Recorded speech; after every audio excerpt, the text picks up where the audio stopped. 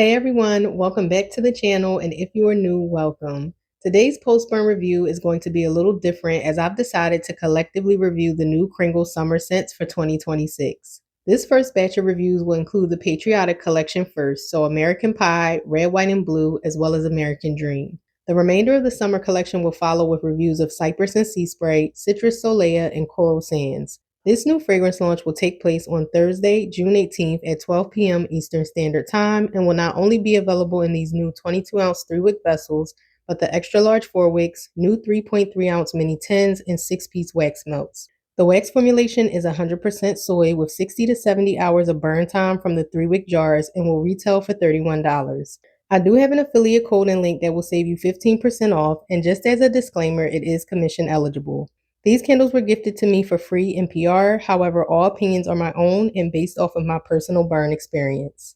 Now that the intro is out the way, let's get into the fun part, and I want to start with what I feel is the most anticipated fragrance, and it's the American Pie candle. Out of this collection, American Pie is the candle that surprised me the most because of how well blended and delicious smelling it is. American Pie has top notes of apple and pear, mid notes of rose and vanilla, and base notes of cinnamon, apple, and pastry.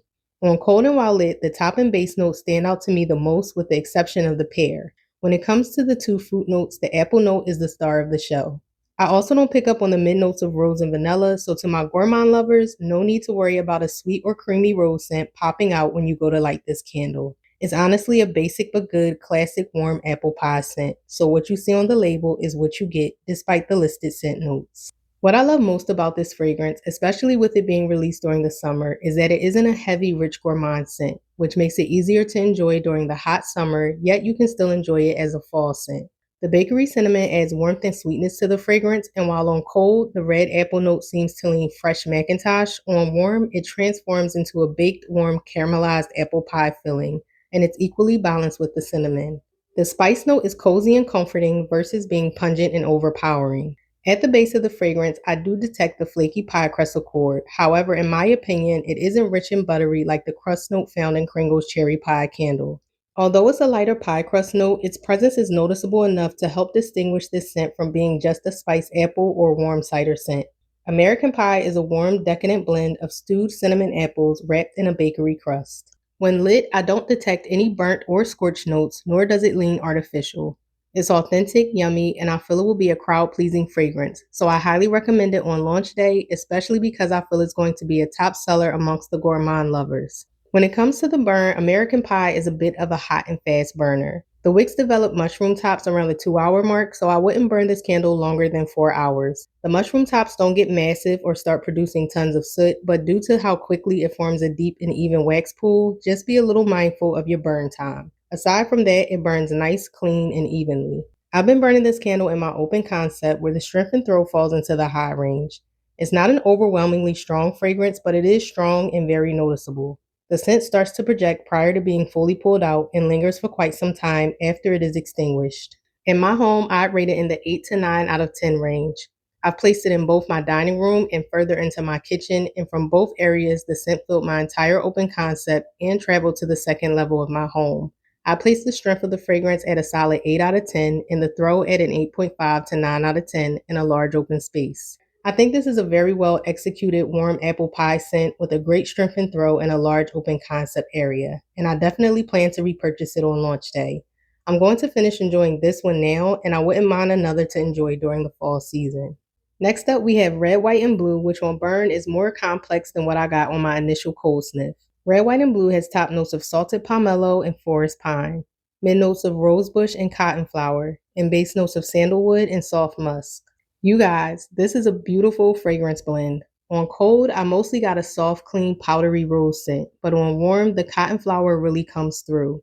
While cottonflower is known to have a linen quality to it, it's often a scent blend of musk, soft florals such as iris or lily of the valley, and or aldehydes.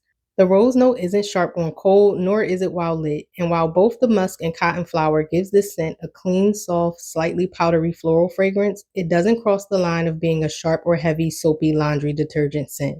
This fragrance comes off airy, it's more rounded out and pretty. Due to its smooth and clean, relaxing scent profile, it comes off spa-like without being an herbal aromatherapy scent. Think along the lines of Kringle's coral and reserve white lotus scents. Red, white, and blue is in that fragrance family while being its own unique scent.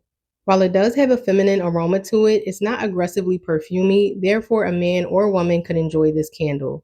If you're not a fan of pine, I honestly don't detect a green tree-like scent on cold or on warm.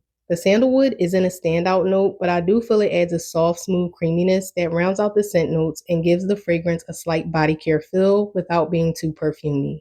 When it comes to the fruit note that I smell, because there is a sweet fruity note that my nose picks up on, and to me it's more of a dewy sweet pear than a bright citrusy pomelo. For those who may be unfamiliar, a pomelo is an Asian citrus fruit similar to a grapefruit, but instead of being sharp or bitter, it's smoother and sweeter with some tartness to it.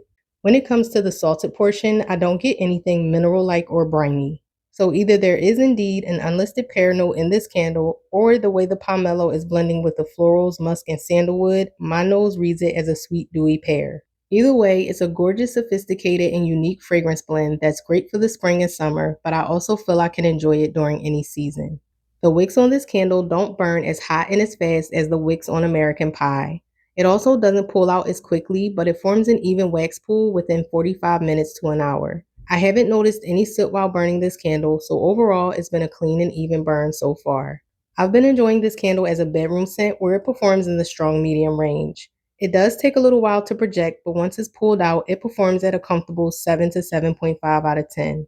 It's noticeable and present throughout my entire bedroom space without me going easily nose blind to it, so it's not too light or too strong.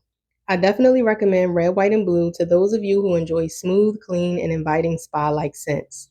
It's a pretty and unique soft floral fragrance that I wouldn't mind repurchasing since I do enjoy a good spa fragrance. Last up from the Patriotic Collection is American Dream, and American Dream has top notes of rose and lily of the valley, mid notes of cedarwood, minerals, and vetiver, and base notes of amber, musk, and oak moss.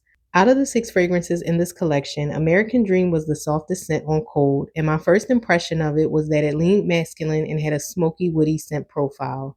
I didn't pick up on any of the florals, and the base notes were a little difficult to get a read of as well. On cold, the cedarwood is definitely the prominent note. However, it's a more fresh and subdued cedar. If you've been shopping with the brand and have purchased Kringle's woodsy candles that feature a cedarwood note, then you'll know at times it can be a little intense and even off-putting to some.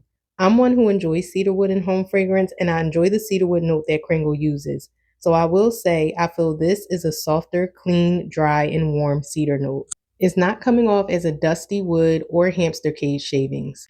After lighting this candle, I do feel some more of the fragrance notes do come through, but when it comes to the top floral notes, I don't detect them at all. What I do detect is the mid note of vetiver, which has an earthy, woody, slightly smoky aroma. If you caught my cold sniff video, then you'll know that I mentioned a soft, smoky presence even though it wasn't listed in the scent notes. When paired with the cedarwood, amber, and musk, this fragrance has a traditional cologne profile, so if you're not a fan of cologne fragrances, then you may want to pass on this one. The amber note isn't high-pitched, and the musk tones the cedarwood and vetiver notes down, so one doesn't overpower the other. Both the amber and musk add some depth and warmth to the fragrance, giving the scent a cozy, seductive feel. I don't detect a fresh stone or salty element from the mineral accord. I can't tell if I smell oak moss because of how present the vetiver note is, but I do feel I get a soft undertone of a leathery scent on warm. This candle does remind me of something I smelled before from Kringle, but I can't remember exactly what fragrance that is. When it comes to the burn, the wicks on this candle burn a little hot, but it's nothing too alarming to where you can't complete a full 3-hour burn session. I've noticed that mushroom tops do start to develop within 1 hour, so by hour 3, I extinguish it to keep the flames from getting too aggressive to where they start producing soot. In doing so, I've been getting a nice, clean, even burn. In my bedroom, American Dream falls into the soft medium range of a 6 out of 10. It softly filled the room with fragrance and was detectable without being too light or overwhelming. On one of the burns, I did test it out in a hurricane where it hit a solid 7 out of 10. With this having a deep and woodsy cologne scent profile, I think a medium strength and throw is good for this candle, or else it could become headache inducing. For me, I do like the scent, but I'm not loving it, so this wouldn't be a repurchase for me. However, I do recommend it if you like woodsy cologne scents. Let me know in the comment section below if you're eyeing any of these 3, and if so, which ones. Stay tuned for my post-burn reviews of the other 3 scents in this collection, and if you found this video helpful, then please give it a thumbs up. Don't forget to subscribe, and I'll catch you all in the next one.